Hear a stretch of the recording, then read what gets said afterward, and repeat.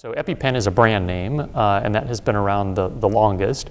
There's actually another device on the market now called AviQ that is shaped a little differently and actually has audio and visual cues to it. So when you take the cover off, it actually talks to you and tells you what to do with it. So there are some patients who find that helpful.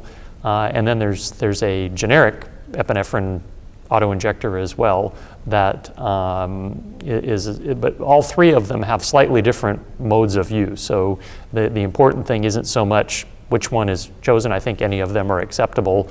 A lot of it has to do with insurance coverage, but whichever one is chosen, certainly the patient needs to be familiar with how to use it. And all of them have trainer devices available, so the patient can actually handle it and be familiar with it before they need to use the real one.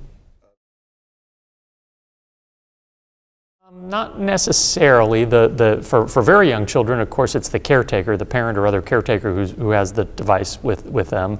So it's often an adult who's handling the device anyway. It has some potential to be helpful for anyone of any age, just because in the sort of the heat of the moment, if you're actually having what clearly is a life-threatening reaction, people understandably could make mistakes with how they use the device, and some people are more comfortable with having those sort of cues when they use the device. And sometimes it comes down to insurance, so whichever one has the least out-of-pocket cost to the patient is obviously the one that's most often chosen. Often I will actually show patients both devices, and some of them have already been familiar with one or the other. Sometimes just seeing the devices, one seems more appealing to the patient than the other, so there's a certain amount of patient preference involved as well.